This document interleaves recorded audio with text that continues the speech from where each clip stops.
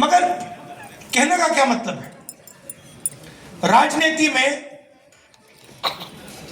दो तरीके के लोग होते हैं। एक कहता है कि मुझे ऐसा पेन चाहिए, दूसरा कहता है मुझे ऐसा पेन चाहिए। मतलब मुझे पेन ऐसा चाहिए कि सब लोगों को फायदा हो, समाज में कोई पीछे ना रहे, और अगर हिंदुस्तान में प्रगति हो रही है तो गरीब से गरीब बच्चा किसी भी वर्ग का हो, उस प्रगति में उसको शामिल होना चाहिए।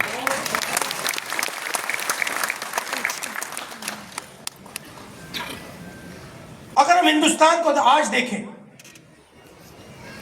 हमारी संस्थाएं को आप देखिए, किसको भी चुन लीजिए, जुडिशरी चुननी है उसको चुन लीजिए,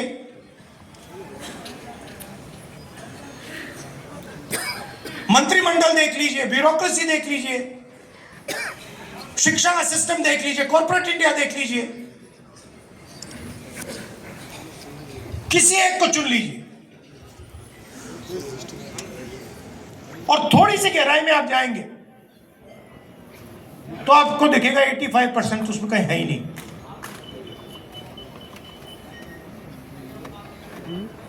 आप जाइए, आज घर जाएंगे आप, स्टॉक मार्केट का समय है, आप इंटरनेट पे जाइए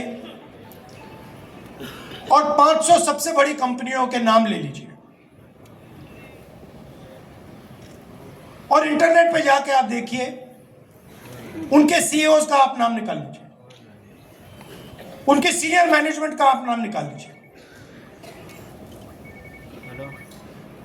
और आप देखिए वहां पे दलित, आदिवासी, पिछड़ा, अति पिछड़ा, माइनॉरिटी कितने हैं आप देख लीजिए, आपको कोई नहीं मिलेगा।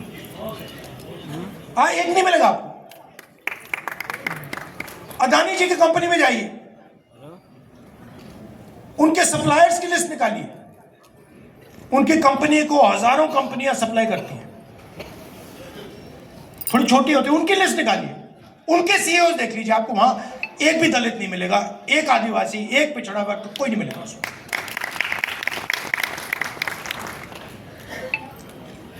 किसी भी प्राइवेट अस्पताल में चले जाइए, आपके परिवार के लोग बीमार होते हैं, अगली बार आप जाएंगे जरा नाम पढ़िए, अपोलो हॉस्पिटल में जाके नाम पढ़िए डॉक्टरों के, वहां पे आपको एक दलित नाम नहीं मिलेगा, एक पिछड़े वर्ग का नाम नहीं मिलेगा, एक आदिवासी नहीं मिलेगा। और कॉन्स्टिट्यूशन कहता है कि ये देश सबका है, वन मैन वन वोट, जितनी आबादी उतनी भागीदारी, कॉन्स्टिट्यूशन कहता है कि सारे के सारे लोग एक जैसे हैं, कोई कम नहीं है, सब समान है। अच्छा, मनरेगा की लिस्ट निकालिए, उसमें आपको 85% मिल जाएगा, भरा हुआ है वहां पे। आप निकालिए, मजदूरों की लिस्ट निकालिए, जिन लोगों ने ये हॉल बनाया, शानदार हॉल, चमकता हुआ हॉल जिसमें हम भाषण कर रहे हैं, उनकी लिस्ट निकालिए। 60% आपको पिछड़ा वर्ग, अति पिछड़ा वर्ग, दलित, आदिवासी, माइनॉरिटी में मिलेगा आपको। और ये स्थिति खराब होती जा रही है। अगर इंप्रूव हो रही थी तो अलग बात है। पहले कोई छोटा बिजनेस चला सकता था, उसमें 2, 3, 4, 5% घुस जाते थे। पहले पब्लिक सेक्टर हुआ करता था, उसमें मैनेजमेंट में लोग घुस जाते थे। पब्लिक अस्पताल थे, पब्लिक यूनिवर्सिटी, कॉलेजेस थे, उसमें घुस जाते थे लोग। आपने इंटरव्यू की बात की, मैं गया था, दिल्ली यूनिवर्सिटी गया था, इंटरव्यू बच्चों को निकालने का तरीका है। आपकी जात क्या है भैया, आप इंटरव्यू में फेल, सीधी सी बात है। वो सब बोल रहे हैं। आरएसएस के संगठन की लिस्ट निकाली, जो उनके प्रचारक लोग हैं, जो उनका सीनियर आरएसएस का जो सेंटर है, उसमें आपको एक ओबीसी नहीं मिलेगा, एक दलित नहीं मिलेगा, एक आदिवासी नहीं मिलेगा। तो लड़ाई बिल्कुल क्लियर है। एक तरफ 85% बैठे हैं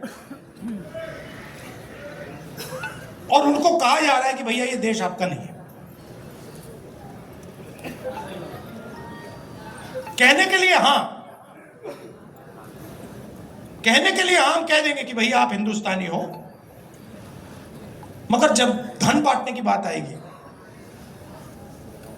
या देश को चलाने की बात आएगी या पावर की बात आएगी, तो आप हिंदुस्तानी नहीं हो, आप कुछ और हो, देशद्रोही।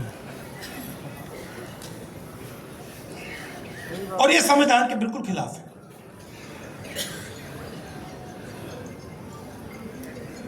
और ये संविधान क्या है?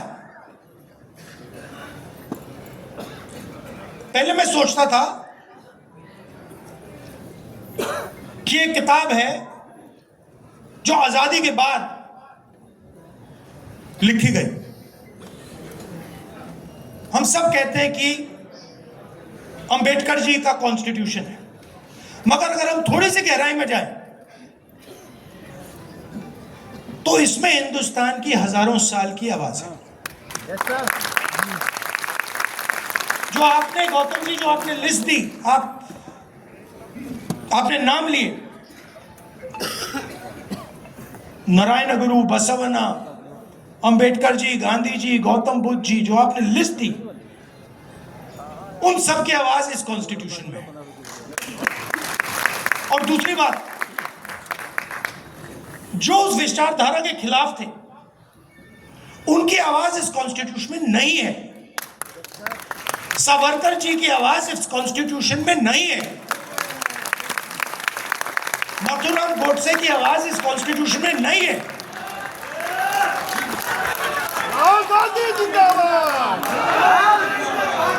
वो कुछ भी कह लें, नरेंद्र मोदी जी इस कॉन्स्टिट्यूशन की विचारधारा को नहीं मानते। और मैं आपको बताता हूं यह मैं किस बेसिस पे कह रहा हूं। आपने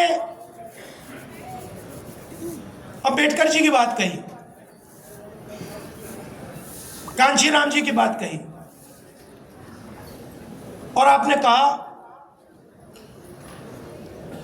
वो सूखी रोटी खाते थे। कहा आपने, बताओ।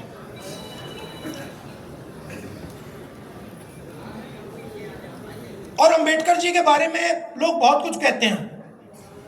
कोलंबिया में पढ़ाई की, दलितों के लिए लड़े, इंटेलेक्चुअल थे, दलितों की लड़ाई लड़े, पूरी जिंदगी समाज के लिए दे दी। मगर मेन बात क्या है? मेन बात है कि वो कॉम्प्रोमाइज नहीं हुए। अपने विचारों पर कॉम्प्रोमाइज कर जाते। अगर अंबेडकर जी कॉम्प्रोमाइज करते, उनकी